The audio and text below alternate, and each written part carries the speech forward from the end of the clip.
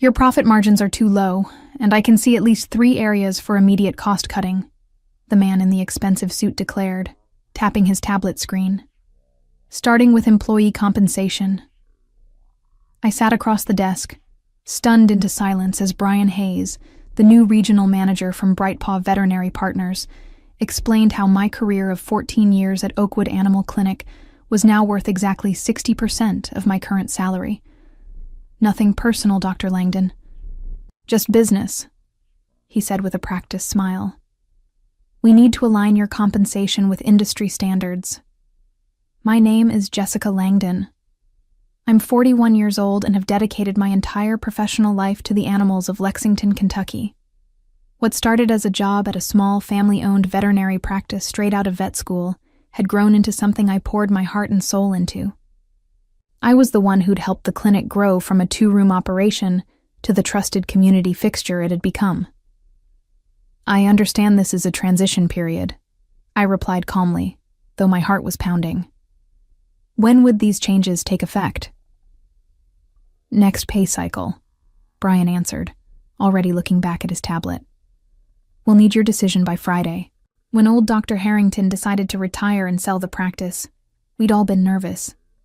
But he'd assured us that Brightpaw would maintain the clinic's values.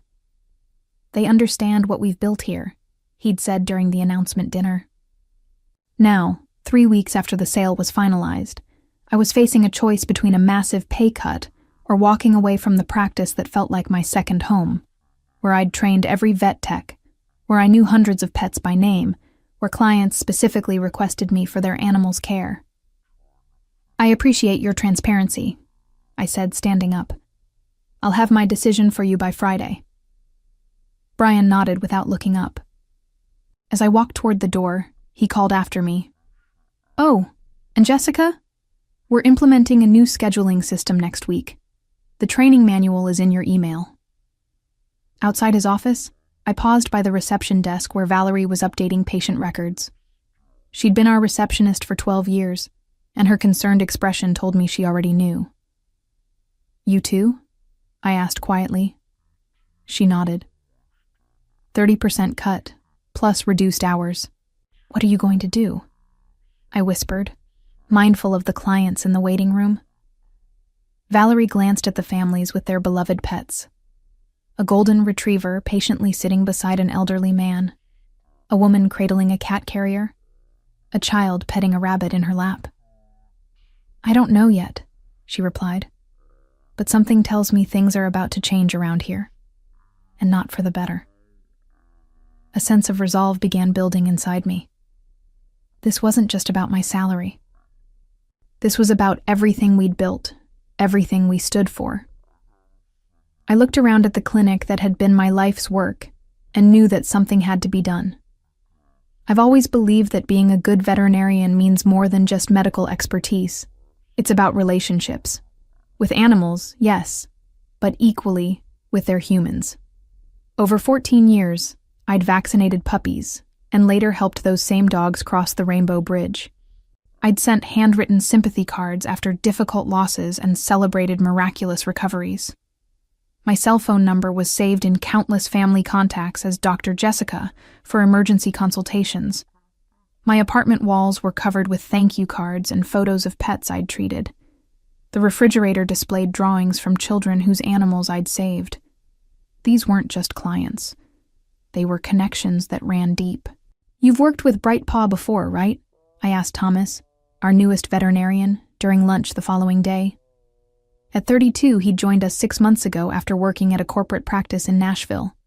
He nodded grimly. 3 years. It always starts the same. Cost cutting, then efficiency improvements, then pressure to upsell services. And the care quality? I asked, though I already suspected the answer. Everything becomes about numbers, he replied.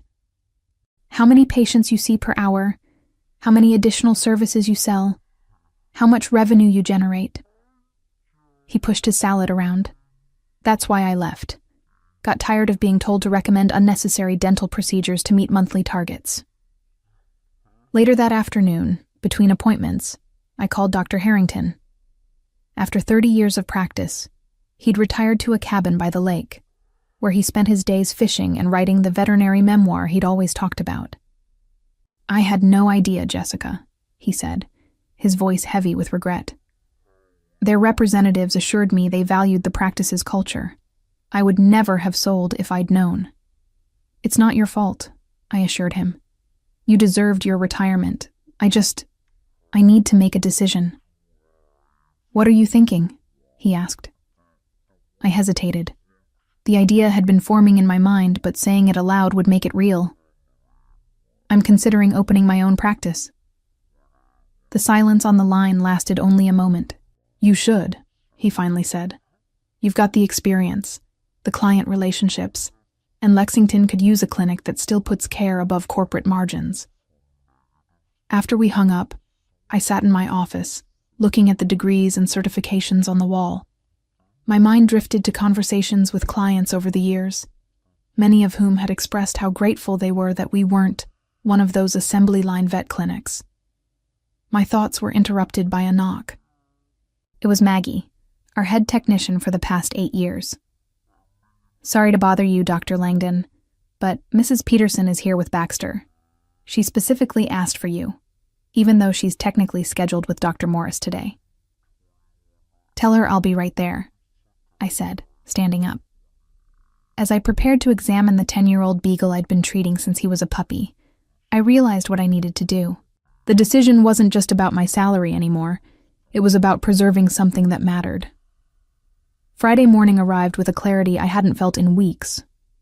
I had spent my evenings researching commercial real estate, equipment costs, and small business loans.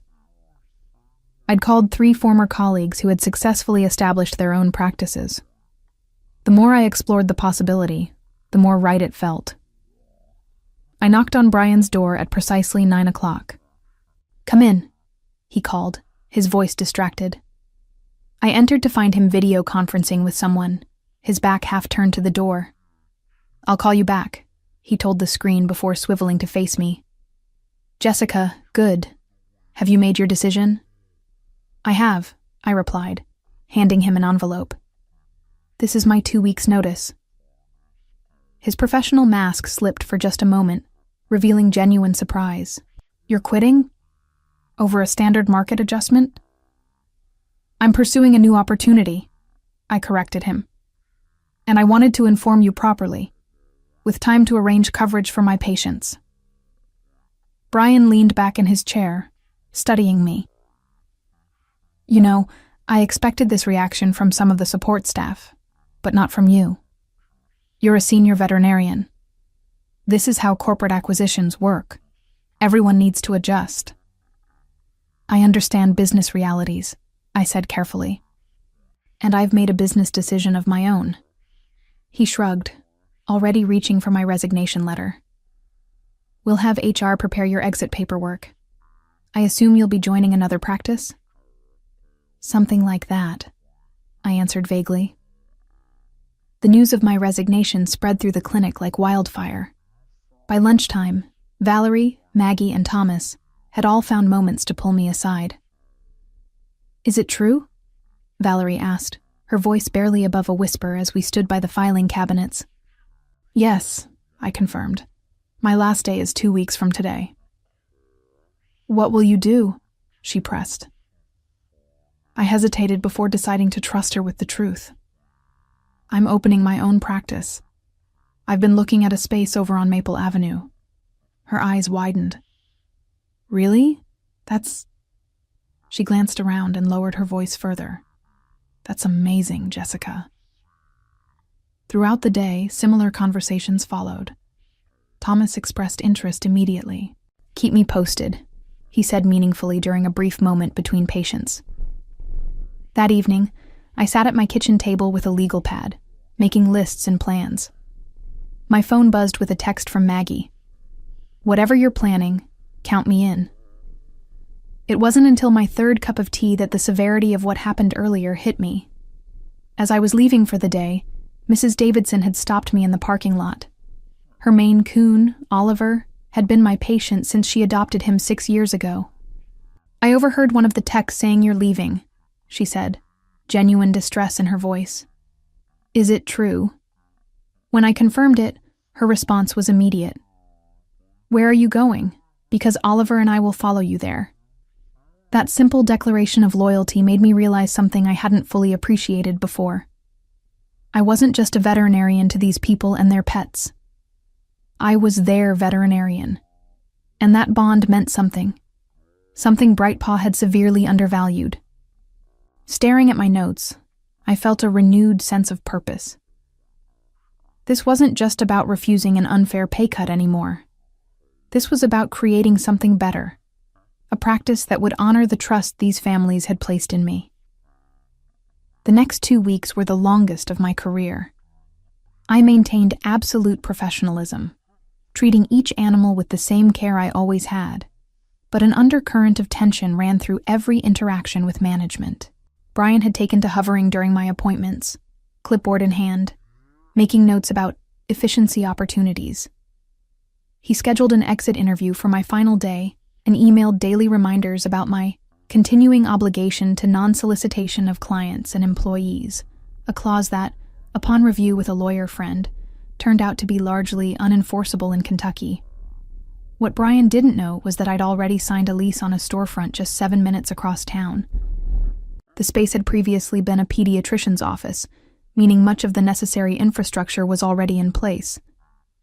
I'd secured financing through a local bank where I'd been a customer for over a decade, and equipment suppliers I'd worked with for years offered favorable terms for the new practice. We value relationships too, my medical supplier rep told me during a discreet lunch meeting. And frankly, we've seen what happens to quality when Brightpaw takes over. We're happy to support independent practices. In the clinic, I maintained a careful silence about my plans, but word was spreading regardless. Clients would ask pointed questions during appointments. So, where exactly will your new practice be located? Mrs. Thompson asked while I examined her terrier's ear infection. I haven't finalized anything yet, I replied carefully, aware of the microphone on the computer system that had been installed the previous week as part of Brightpaw's quality assurance program. She lowered her voice. Well, when you do, please let me know. Max won't see anyone else. These conversations happened daily, and each one strengthened my resolve. I wasn't just making a career move. I was preserving a standard of care that mattered to the community. On Wednesday of my final week, Brian called me into his office again. His demeanor had changed, the corporate confidence replaced by barely concealed irritation. Several clients have been asking about your future plans, he said without preamble. I need to remind you of your contractual obligations. I'm aware of my obligations, I replied calmly. And I've been clear with everyone that I don't have concrete plans to announce. He tapped his pen against the desk. We've invested considerably in acquiring this practice, Dr. Langdon. Brightpaw won't look kindly on any attempts to undermine that investment. I understand, I said. Is there anything else? He studied me for a moment. We're prepared to reconsider your compensation package. Perhaps we were too aggressive with the initial adjustment. The offer caught me off guard. It was the first sign that perhaps Brightpaw was recognizing their miscalculation. But it was too late. The lease was signed, equipment ordered, and my vision for Riverbank Animal Hospital was already taking shape. I appreciate that, Brian, but my decision is made. Later that afternoon, Valerie slipped a folded note onto my desk. Inside was a list of 20 client names with a simple message. These people called today specifically asking about you. At the bottom, she'd added, when you're ready to hire a receptionist, call me first. That evening, I met Thomas and Maggie at a coffee shop several miles from the clinic, far enough to avoid running into anyone from Brightpaw. Over lattes, I finally shared my plans in detail. I've secured a location on Riverbank Drive, I told them. It'll be called Riverbank Animal Hospital, opening in about 6 weeks if everything goes according to schedule. 6 weeks, Maggie repeated, her expression thoughtful. My reduction in hours takes effect in 3. Interesting timing. Thomas leaned forward. What's your staffing plan? I need a veterinarian who shares my philosophy of care, I said, meeting his gaze directly, and an experienced lead technician. Their smiles told me everything I needed to know. By the time we left the coffee shop, my new practice had unofficially gained its first team members. The pieces were falling into place, but I had no idea that Brightpaw was about to force my hand in a way I never anticipated. My second-to-last day at Oakwood began with an unwelcome surprise. Posted on the break room bulletin board was a new fee schedule, effective immediately, with price increases averaging 30% across all services. Basic vaccinations that had cost $45 were now $65. Dental cleanings jumped from $300 to $425. More disturbing were the new care packages, highlighted in bold, bundled services that included tests rarely needed for healthy animals. The comprehensive wellness package included 3 separate screens that most pets simply didn't require at routine visits. "They're not even trying to hide it anymore," whispered Jenna, a young vet tech who had joined us just before the acquisition. "Dr. Morris already told me we need to recommend the premium package to every client today." My stomach tightened. This wasn't just corporate streamlining anymore. This was exploitative. When Mrs. Whitaker brought in her elderly cat, Chairman Meow, for his arthritis check, I found myself in an impossible position. The new protocols required me to recommend a full senior panel costing nearly $500, despite having run the same tests just 2 months earlier. "Is this really necessary so soon?" Mrs. Whitaker asked, her concern evident. Living on a fixed income, she budgeted carefully for her cat's care. "The new owners have implemented standard protocols," I explained carefully. "But in my professional opinion, given Chairman's recent normal results, we could wait another 4 months for these particular tests."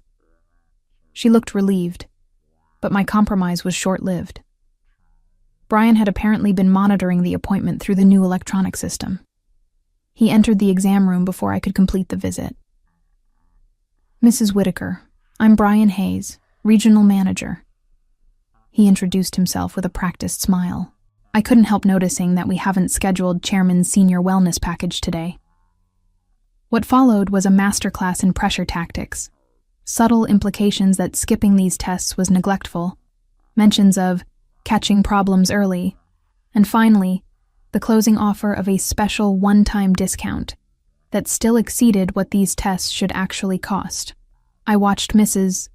Whitaker's expression shift from confusion to guilt to resignation as she finally agreed, her hands gripping her purse a little tighter. After she left, Brian pulled me aside. "Dr. Langdon, when we recommend a protocol, we expect our veterinarians to support it fully. Those tests are unnecessary right now," I said, keeping my voice low but firm. "This isn't about healthcare. It's about revenue." "This is about standardized care," he countered. "Your personal attachment to clients is clouding your professional judgment." I nearly laughed at the absurdity. My personal attachment to clients is called building trust. It's why this practice has thrived for decades. He checked his watch dismissively. "Well, thankfully we only have to manage that approach for 1 more day." The rest of the day proceeded similarly, with Brian hovering around my appointments and intervening whenever I didn't push the new protocols aggressively enough. By closing time, I was emotionally exhausted. As I was updating Chairman Meow's file, I noticed something that made my blood run cold. In the notes section, an administrative entry read, "Patient transfer to Dr. Morris effective immediately. Dr. Langdon no longer primary veterinarian." A quick check of several other longtime patients revealed the same change. They were reassigning all of my patients before I'd even left. That night, I couldn't sleep. I'd planned to depart quietly, give myself time to set up my new practice, and only then let clients know of my new location. But Brightpaw's aggressive tactics and willingness to exploit client trust changed everything. At 2:00 a.m., I made a decision. I sat at my computer and drafted an email to the lawyer who'd been helping me establish my new practice. "Need to accelerate timeline," I wrote. "How soon can we open, even in limited capacity?" Her response came surprisingly quickly. "With temporary equipment rental and creative scheduling, Potentially 2 weeks. Call me in the morning. I closed my laptop, finally able to relax enough to sleep. Tomorrow would be my last day at Oakwood Animal Clinic, and it wasn't going to go the way Brian Hayes expected. My final day arrived with a sense of both ending and beginning. I'd spent the early morning hours preparing, making calls, and setting things in motion. Now, as I parked in my usual spot for the last time, I felt strangely calm. The morning passed with a series of emotional goodbyes from staff members who'd become family over the years. Even some of the newer employees, who barely knew me, seemed affected by the shift in the clinic's atmosphere. "The schedule looks light today," Valerie noted when I stopped by reception. Indeed, I had only 4 appointments, unusual for a Friday. "Brian blocked off most of my day for transition activities," I explained. "Apparently, I have a lot of paperwork to complete before I leave." What neither of us said was that my regular clients had already been redistributed among the remaining veterinarians. At noon, Brian summoned me to the conference room for what he called a departure protocol meeting. I expected the usual exit interview formalities, returning keys, signing final paperwork, perhaps a cursory acknowledgement of my years of service. Instead, I found Brian seated with 2 people I'd never seen before. One was introduced as Brightpaw's regional legal counsel, the other as their human resources director. "Before we process your departure, we need to address some concerns," Brian began, his tone formal. "It's come to our attention that you may be planning to open a competing practice in violation of your employment terms." The legal counsel, a stern woman in her 50s, slid a document across the table. "This is a cease and desist letter regarding any plans to practice veterinary medicine within a 20-mile radius of this facility for the period of 1 year. I looked at the document but didn't touch it. I don't recall signing any non-compete agreement. It's incorporated in the transition documents all employees signed when Brightpaw acquired the practice," she replied smoothly. "Actually," I said, reaching into my bag, "I have copies of everything I signed. There was no non-compete clause in any of those documents." I placed my own file on the table. "My lawyer confirmed this yesterday." The atmosphere in the room shifted perceptibly. "Furthermore," I continued, "Kentucky law significantly limits the enforceability of non-competes for medical professionals, including veterinarians, particularly when patient welfare is at stake." The lawyer and HR director exchanged glances. Brian's confident expression faltered. "We're not here to debate legalities," Brian said quickly.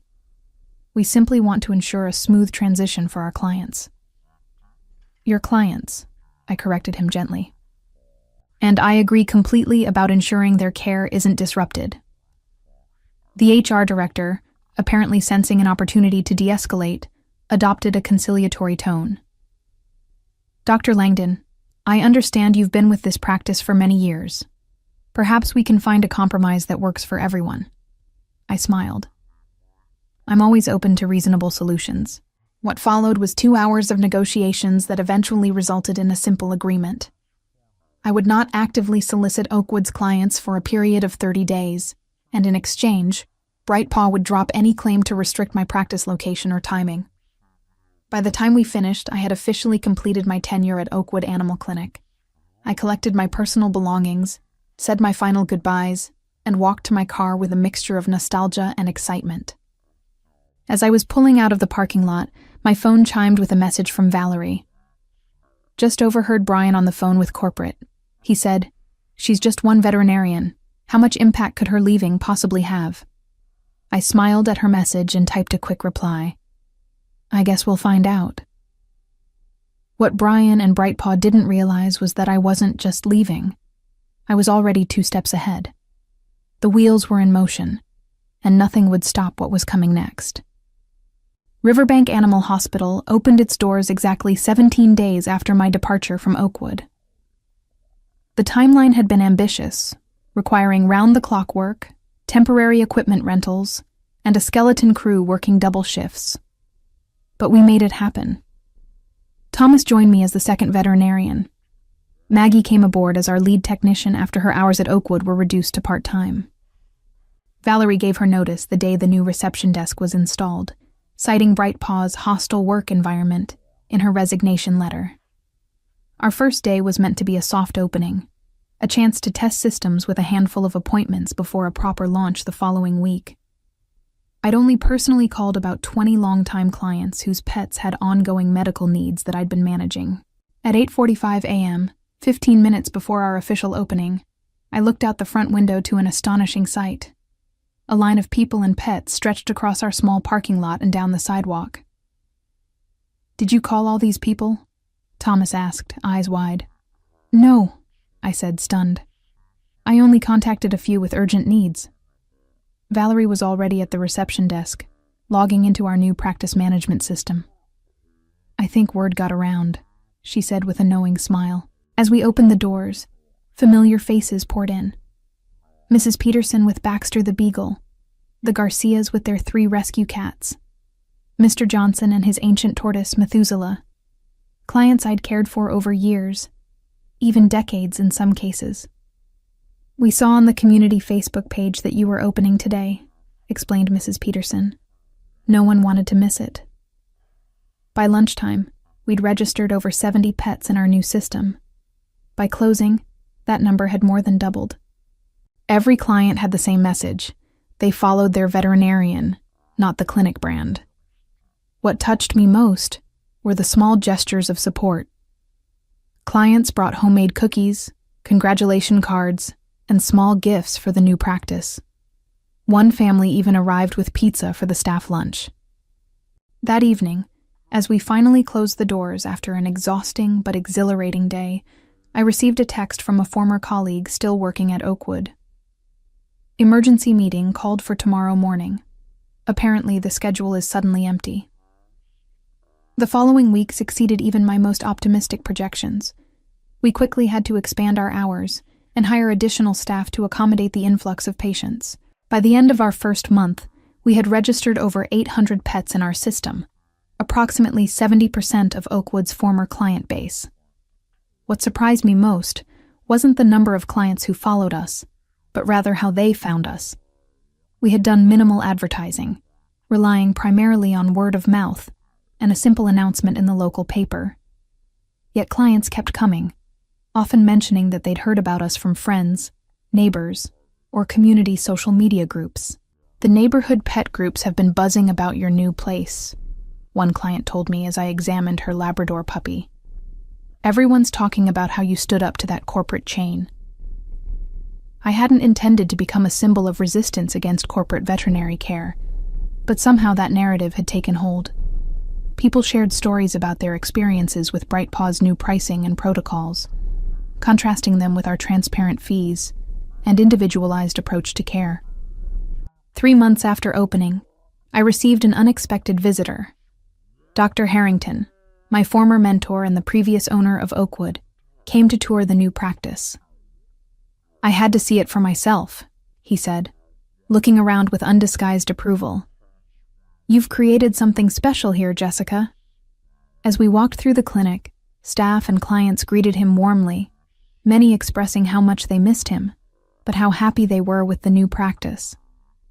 "I made a mistake selling to BrightPaw," he admitted quietly as we finished the tour. "I should have approached you first." "Everything worked out as it should," I assured him.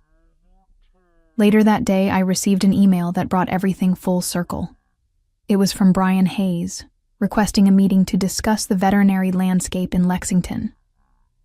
I smiled as I typed my response. "I'm available next Tuesday at 2 p.m. Nothing personal, just business." Looking around at the thriving practice we'd built, filled with wagging tails, purring patients, and the team I trusted, I realized that sometimes the best revenge isn't just success, but creating the place you were always meant to be.